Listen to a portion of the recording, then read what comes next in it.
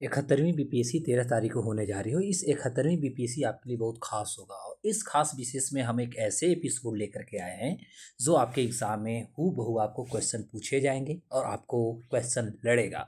और इसमें हम बात करेंगे क्योंकि बिहार सरकार जो है कहीं ना कहीं महिलाओं के सर्वांगीण विकास और महिला सशक्तिकरण को लेकर के बिहार सरकार प्रतिबद्ध है।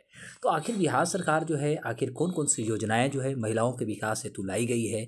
जैसे आपने सुना होगा कन्या उत्थान योजना है, मुख्यमंत्री महिला उद्यमी योजना है, अनेकों प्रकार की इस तरह की योजनाएं जो है बिहार सरकार के द्वारा लाई गई है। तो आखिर रोजगार योजना, महिला मुख्यमंत्री रोजगार, इतने सारे जो योजनाएं हैं, आखिर ये योजना क्या है कि इसके लिए क्या हमें आया, क्या हमने खोया, ये सारे चीज़ों पर आप लोग डिस्कस करेंगे जो कि बीपीएससी में योजना से रिलेटेड आपसे बहुत सारे प्रश्न पूछे जाते हैं।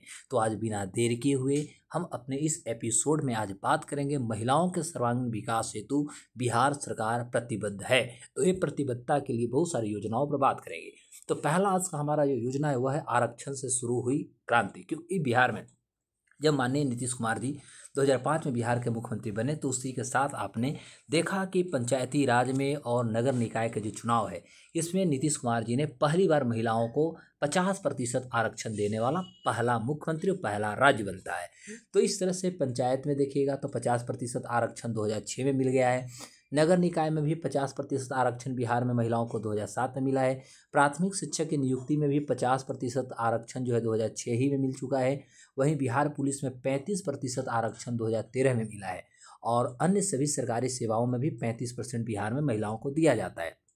मेडिकल इंजीनियरिंग के साथ साथ हम स्पोर्ट्स यूनिवर्सिटी की बात करें तो यहाँ स्पोर्ट्स यूनिवर्सिटी जो संबद्ध शैक्षणिक संस्थान हैं वहाँ पर भी 33% बिहार के महिलाओं को आरक्षण दिया गया है। तो ओवरऑल यदि देखा जाए तो महिलाओं को सरकारी नौकरियां में 35% का आरक्षण जो है बिहार सरकार दे चुकी है। और यहीं से बिहार में महिला सशक्तिकरण का जो एक पौधारोपण जो होता है एक कहीं ना कहीं शुरू होता है और आरक्षण से शुरू होती है बिहार में महिला क्रांति। दूसरा हमारा है मुख्यमंत्री कन्या उत्थान योजना। देखिए मुख्यमंत्री कन्या उत्थान योजना जो है बेटियों के जन्म से लेकर उनके बैचलर डिग्री यानी स्नातक तक की पढ़ाई के लिए सभी ज़रूरतों पर इसमें ध्यान दिया जाता है। और विभिन्न चरणों में जो है 94,100 रुपया के प्रोत्साहन राशि भी जो है वो मुख्यमंत्री कन्या उत्थान योजना के तहत एक लड़की को, एक महिला को दी जाती है। तीसरी योजना है मुख्यमंत्री बालिका साइकिल योजना। ये मुख्यमंत्री बालिका साइकिल योजना जो है सरकार जो है जितने भी सरकारी विद्यालय उसमें कक्षा 9 में पढ़ने वाली छात्राओं को साइकिल के लिए 3,000 रुपया का प्रावधान किया गया है।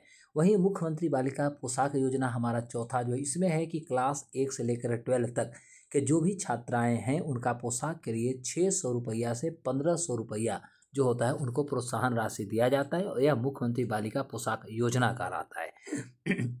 अगली जो हमारी योजना है वह है मुख्यमंत्री महिला रोजगार योजना।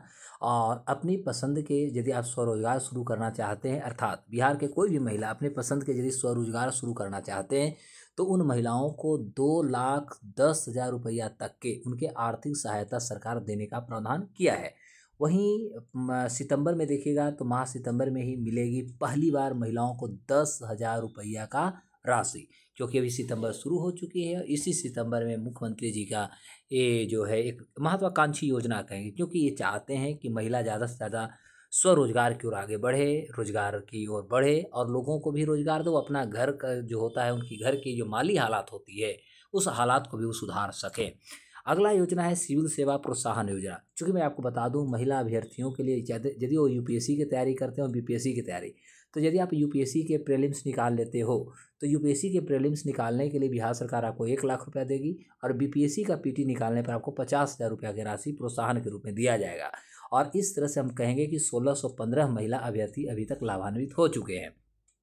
तो बीपीएससी यूपीएससी को लेकर के बिहार सरकार की योजना है, खासतौर पर अनुसूचित जाति अनुसूचित जनजाति कल्याण विभाग के अंतर्गत ये आता है। और इस तरह से बीपीएससी क्वालिफाई कर रहे हैं पीटी तो 50,000 और यूपीएससी पीटी के लिए आपको 1,00,000। और अब तक टोटल यदि देखा जाए तो अभी जो नए का डाटा आया है इस आधार पर हम कहेंगे कि लगभग 3,507 अभ्यर्थियों को इस योजना का लाभ दिया जा चुका है। अगला है मुख्यमंत्री महिला उद्यमी योजना। यह जो है महिला उद्यमी योजना यह अपना उद्यम स्थापित करने के लिए महिलाओं को 10 लाख की वित्तीय सहायता जो है देने का प्रावधान की गई है। और इसमें 5 लाख का जो है अनुदान और 5 लाख ब्याज मुक्त ऋण दिए जाएंगे।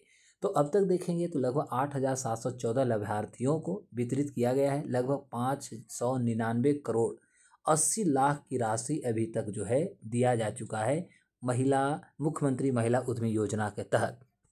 अगला है सामाजिक सुरक्षा पेंशन योजना। सामाजिक सुरक्षा पेंशन योजना जो है ये वृद्धजन जो हैं, विधवा हैं और दिव्यांगजन जो हैं उनको पहले जो था ये 400 रुपया उनको पर महीना दिया जाता, लेकिन अब इसको बढ़ा करके 1100 रुपया माननीय मुख्यमंत्री जी ने किया है।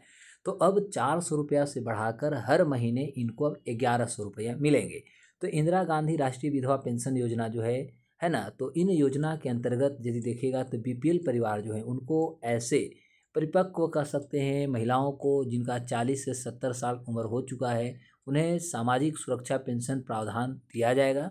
और अभी तक कुल पेंशन जो धारी हैं 6,32,554 हो चुके हैं और मासिक जो है वितरण की कुल राशि लगभग 6962.19 लाख यानी 6,952.62 लाख रुपये हुए। वहीं लक्ष्मीबाई सामाजिक सुरक्षा पेंशन योजना दी जाती है।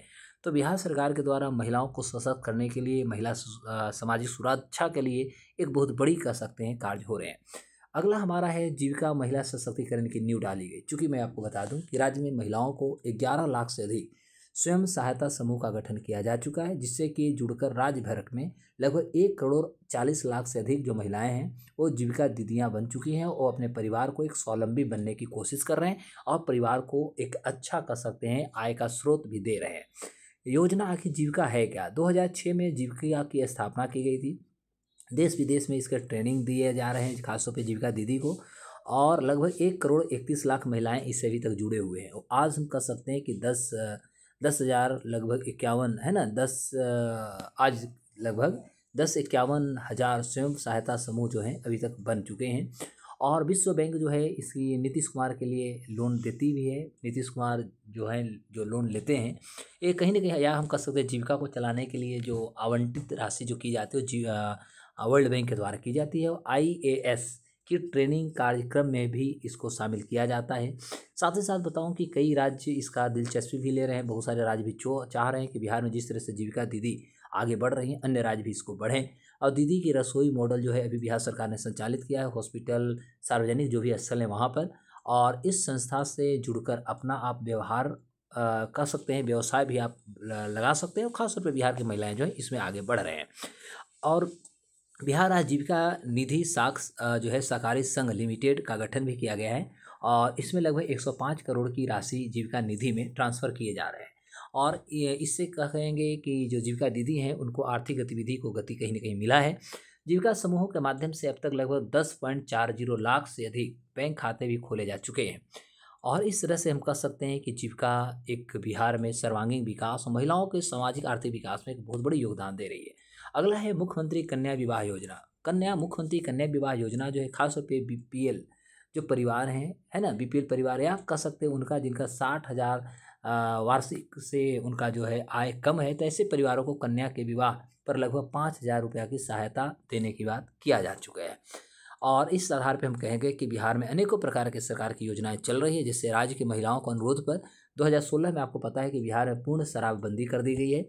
वहीं बाल विवाह एवं दहेज जैसे जो कुप्रथा है, सामाजिक जो बुराइयां हैं, इससे मुक्ति के लिए राज्य सरकार का व्यापक समाज सुधार अभियान भी चल रही है। सुंदर एवं खुशहाल परिवार की बात करें तो सुंदर एवं खुशहाल परिवार तथा समाज के निर्माण के लिए राज्य सरकार की अभिनव पहल भी चल रही है। तो मेरे दोस्त, आपको ये एपिसोड कैसा लगा आप हमें ज़रूर बताएंगे। और आप हमारे करंट अफेयर का सेशन, पॉलिटी इकोनॉमिक्स का सेशन में आप चाहें तो जुड़ सकते हैं और आपको एकदम डिफरेंट लगेगा, क्योंकि आपने कहीं भी पढ़ा होगा लेकिन यहाँ जो आपको मिलेगी वो आपको रियलाइज़ करा देगा कि हम कुछ जान रहे हैं, डिफरेंट जा रहे हैं। तो दोस्तों, इसी के साथ हम लोग अगले एपिसोड में फिर मिलेंगे।